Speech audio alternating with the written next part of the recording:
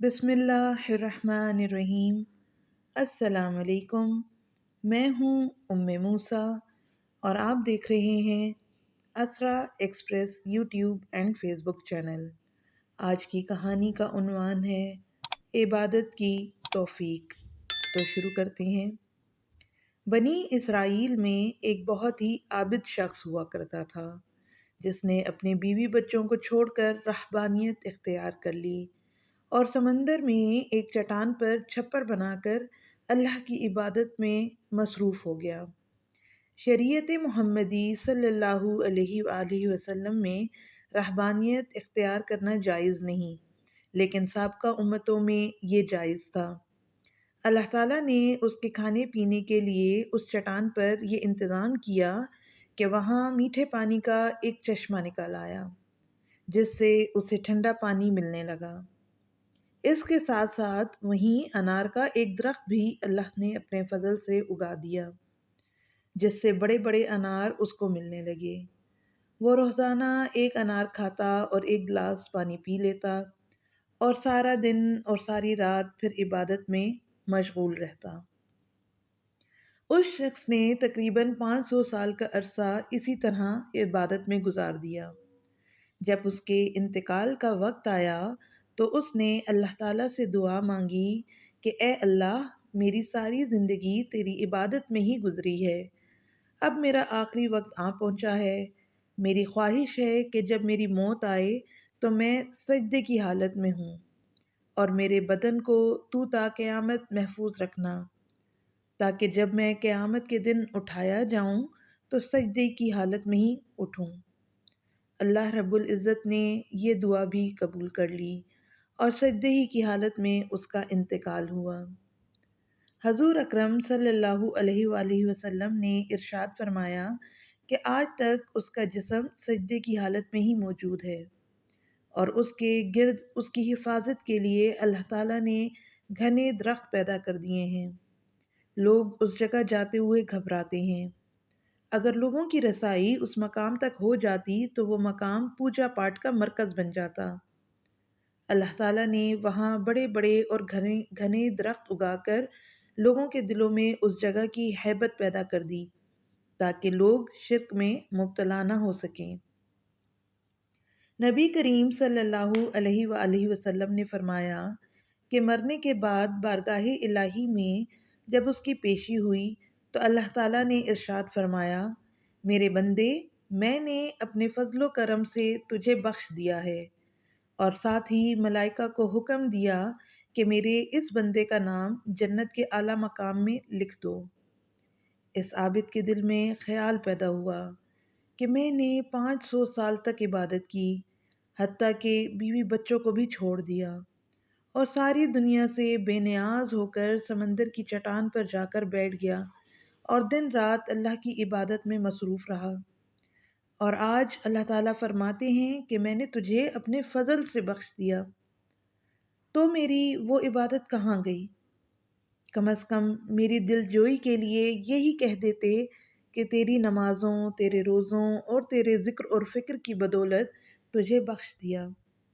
बल्कि इस कदर इबादत और रियाज़त के बावजूद कहा जा रहा है कि हमने अपने फजल से तुझे बख्श दिया।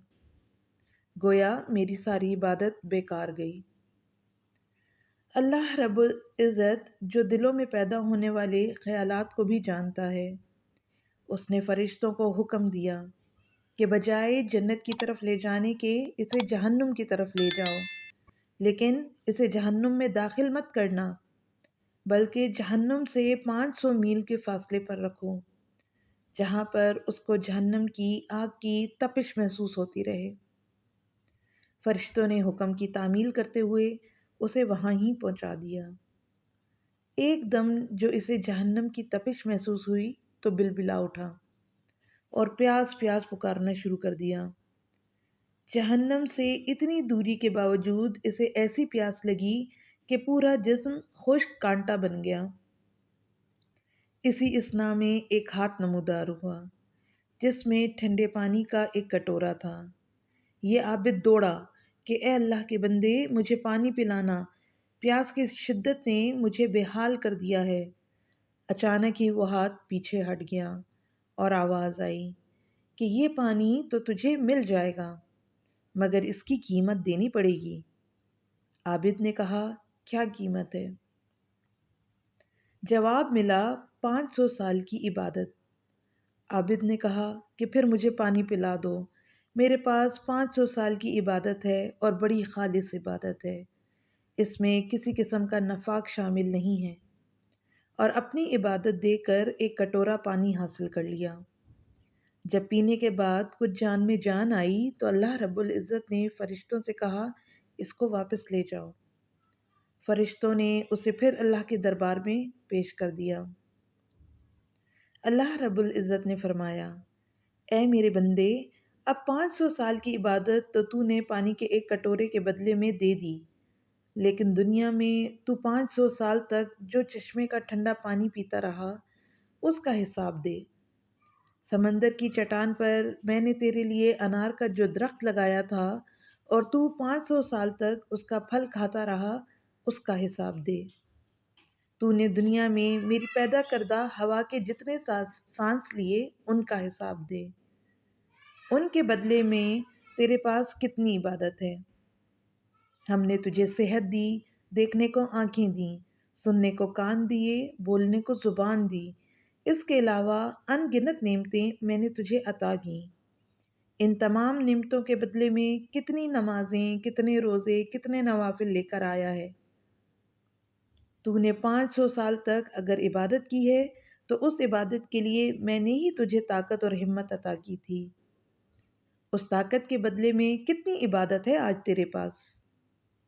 تجھے عبادت کرنے کی طاقت ہم نے ہی دی تھی، ارادہ ہم نے دیا، توفیق ہم نے دی، دانا پانی ہم نے دیا، پھر بھی تجھے یہ دعویٰ ہے کہ میں نے بہت کچھ کیا اور آج اس کا بدلہ چاہتا ہے؟